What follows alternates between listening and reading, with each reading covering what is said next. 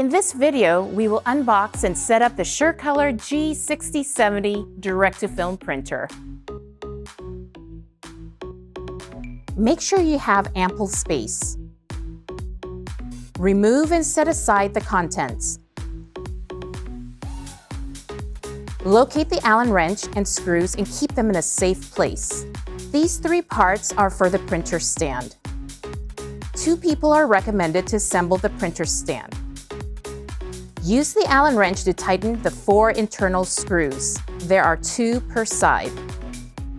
Locate the 2 metal poles that will be used to lift the printer out of the box to place on the printer stand. 4 people are recommended. Once the printer is placed onto the stand, remove the metal poles. Clear out all packaging supplies. Locate 6 screws to fasten the printer onto the stand. Set 2 screws into the stand to place the waste ink bottle bracket.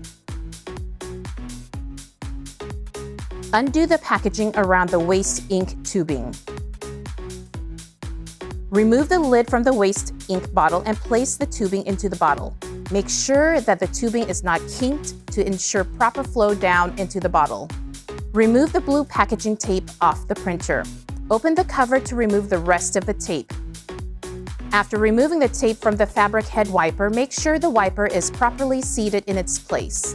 Connect the power cable and use the C-clamps to help keep the cable neat and tidy in the back. Press the power button to turn on the printer and follow the prompts on the menu. Set the information on your printer like preferred language, date, time, etc. Continue to follow the screen instructions to begin the ink initialization. Unlock and remove ink tray. Insert a pack and lock ink tray. Repeat for each subsequent pack.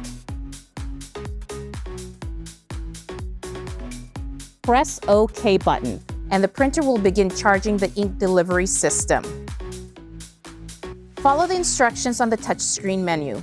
Remove the protective cover and do not throw it away. Install the ink charge unit. Initialization will take approximately 53 minutes and the display will show you the time remaining. Do not disturb the process by opening the covers or turning off the printer. The printer will indicate when initialization is complete and display a message to remove the ink charging unit. Put the protective cover back on. This completes the printer assembly. Check out the setup guide for more details. Also, please review our videos for software setup, Epson Cloud Solution port registration, and more.